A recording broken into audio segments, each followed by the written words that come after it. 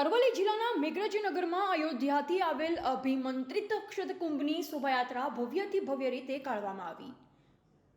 મેઘરજ શહેરમાં અયોધ્યાથી આવેલ અભિમંત્રિત અક્ષતકુંભની શોભાયાત્રા ઘેલી માતાના મંદિરેથી રામજી મંદિર સુધી કાઢવામાં આવી હતી, જેમાં અરવલ્લી જિલ્લા પંચાયતના પ્રમુખ શ્રીમતી પ્રિયંકાબેન સુભાષભાઈ ડામોરે કળશનું પ્રસ્થાપન કર્યું હતું। આ પ્રસંગે શોભાયાત્રામાં રામ ભક્તો મોટી સંખ્યામાં ઉમટ્યા હતા।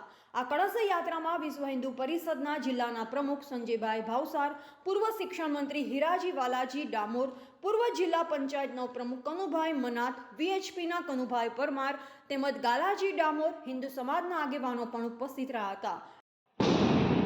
જય શ્રી રામ। આજે તમે બધા જાણી રહ્યા છો, તારીખ 22 જાન્યુઆરી 2024ના રોજ જે અયોધ્યામાં આપણા 500 વર્ષ જૂનું જે આપણા રામ મંદિર માટે બધા સ્વયંસેવકો જે મંદિરનું પ્રાણ પ્રતિષ્ઠા માટે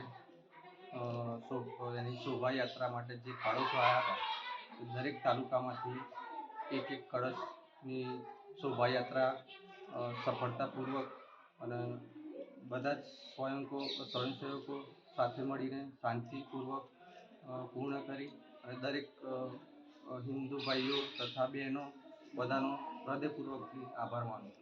કળશ યાત્રા ક્યાંથી નીકળી હતી? આ ગેલી માતા મંદિરથી રામજી મંદિર સુધી કળશ યાત્રા પૂર્ણ કરી રામજી મંદિર। રિપોર્ટર ઉદાભાઈ ડામોર, મેઘરજ।